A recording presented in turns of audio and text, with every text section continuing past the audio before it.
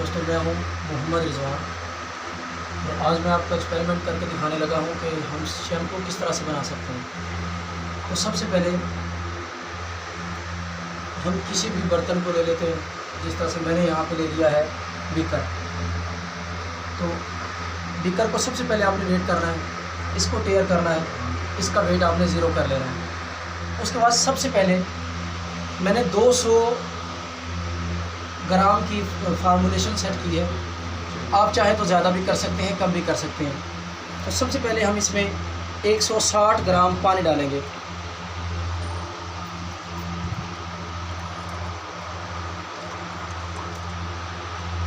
वो magnetic heater भी है, लीड भी है।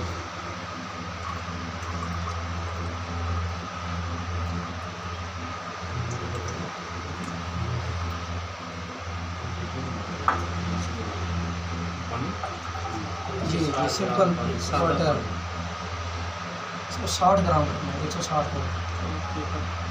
पानी में फिल्टर वाला पानी है या मीट है? पानी कौन सा नोट करना है? आपने कोशिश ये करनी है कि pH 7 हो। हमारे यहाँ पे पानी की pH 7.1 7.2 है।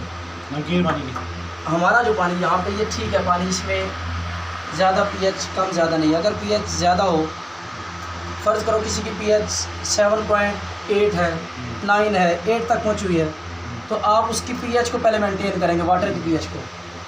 या फिर आप पहले शैम्पू बना लेंगे, उसके बाद एंड पे आके आप उसकी pH को मेंटेन कर सकते हैं। हमने ये 160 ml पानी ले लिया है।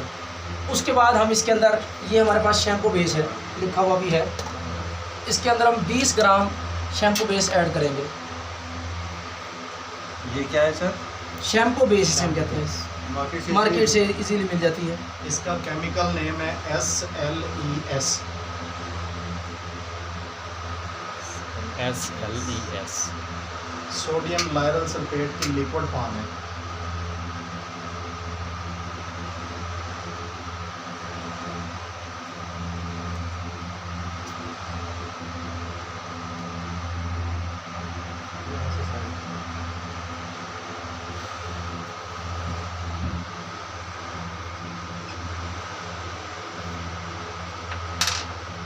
ये हमने 20 ग्राम इसके अंदर शैम्पू बेस डाल दी। उसके बाद हम इसको हिलाएंगे, मैग्नेटिक हीटर ऑन करेंगे। ऑन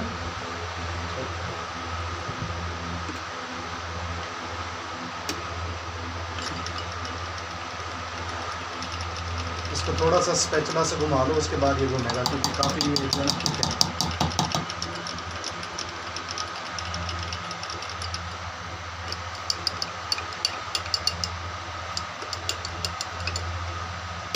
पानी हल्का गर्म हो तो ज़्यादा अच्छा है, लेकिन ये आम रूम टेम्परेचर पे जो पानी है उसमें भी ये हल हो जाता है, लेकिन थोड़ी सी जो है ना इसको ज़ोर से घुमाना पड़ेगा। अगर आप दस्ताना पहन के हाथ से भी घुमाना चाहेंगे तो ये हाथ से भी जो है ना इसको कोई इशू नहीं है। अगर आप बगैर दस्ताने के इसको घुमाना चाहेंगे या मिक्स करना चाहेंगे तो वो भी हो जाएगा, उसके लिए भी ऐसा कोई ख़ास प्रॉब्लम नहीं है। और बेहतरीन चीज़ ये होती है कि थोड़े से पानी के अंदर इसको अलग से हल करके पहले से रखा हो, ताकि जब आप बना रहे हो तो इसके अंदर जो है ज़्यादा मिक्सिंग के इश्यूज़ ना आए।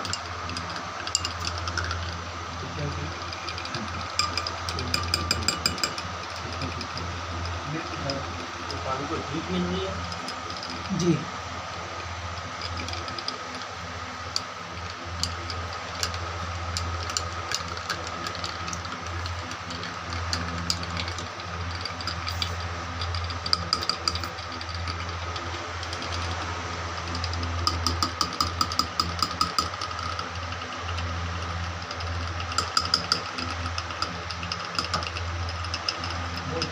मैग्नेटिक निकाल लो और इसको अच्छे से स्पैचुला से मिक्स कर लो। मैग्नेटिक बाद में डाल देना।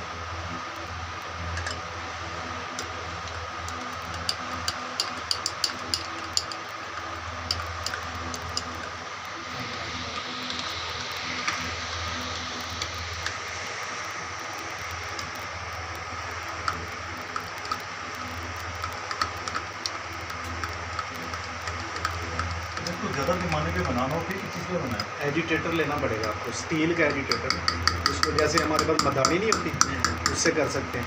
अगर आपने 10-15 किलो बनाना है एक वक्त में तो 16 किलो वाला जो घी का टीन होता है वो लेके जो दूध वाली मदानी होती है जिससे हम दही बनाते हैं वो मदानी उसके अंदर लगाएं, बिल्कुल फिट आ जाती है। तो आप 15 किलो जो है उसके अंदर बेहतरीन शैम्पू बना सकते हैं। ये साथ साथ मिक्स होता जाएगा, साथ साथ हम इसके अंदर बाकी मटेरियल डालते जाते हैं। उसके बाद हमने केडी इसके अंदर डालना है, 4 ग्राम हमारे पास केडी है, ये हमने इसके अंदर मिक्स कर दिया। केडी मीन्स क्या है?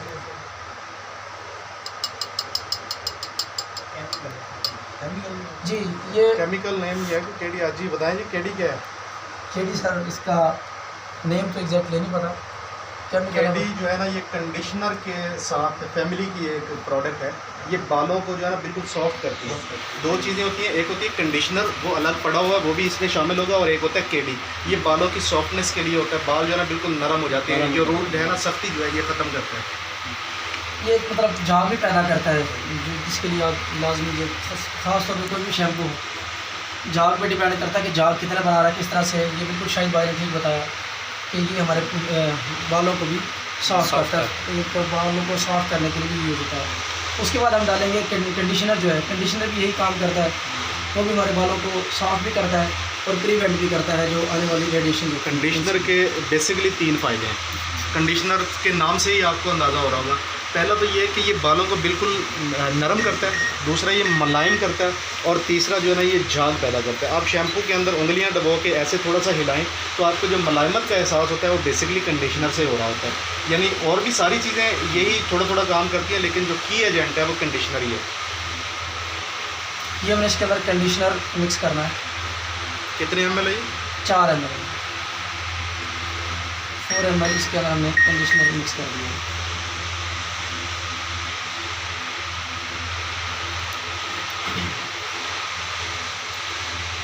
उसके बाद हमने पर्ल इसके अंदर ऐड करना है,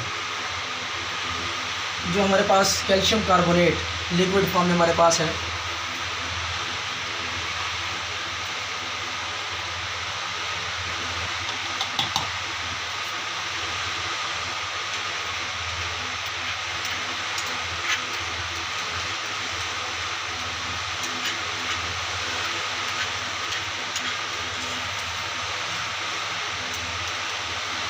ये बालों को भी और स्किन को भी सॉफ्ट रखता है।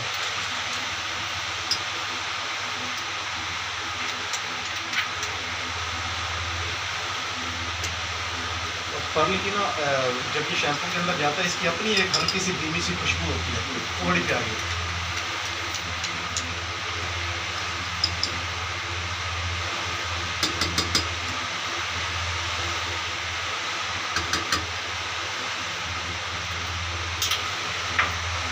उसके बाद हमने ग्लिसरीन इसके अंदर ऐड करनी है।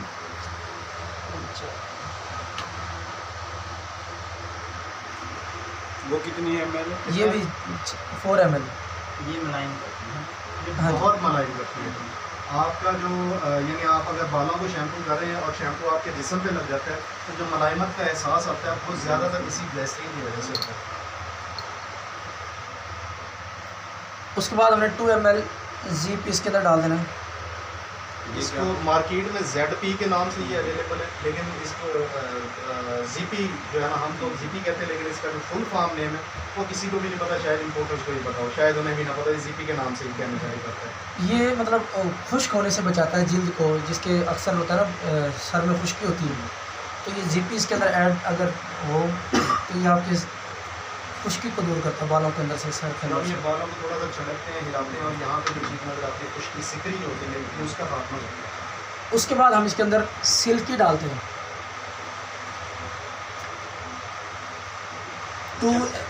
2 ग्राम इसके अंदर सिल्की ऐड करना है।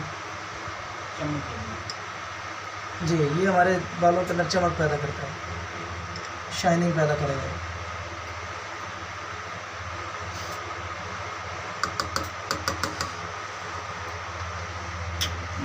उसके बाद आलमंड ऑयल होता है, आलमंड लोशन भी कह देते हैं, 2 ml उसके अंदर हम ये ऐड बादाम करेंगे। का तेल है सिंपल अल्फाज में। क्योंकि मार्केट में जो शैम्पू होते हैं हर एक में होता है ये आलमंड ऑयल, तो बहुत सौ में होता है, जो अच्छे हैं उनमें होता है, जो हल्के हैं उनमें नहीं होता। जो हल्के हैं वो तो 2-3 चीज़ों से भी बन जाते हैं। लेकिन आपने सारी चीज़ों का ख्याल करना है तो फिर ये सारी चीज़ें नहीं होंगी।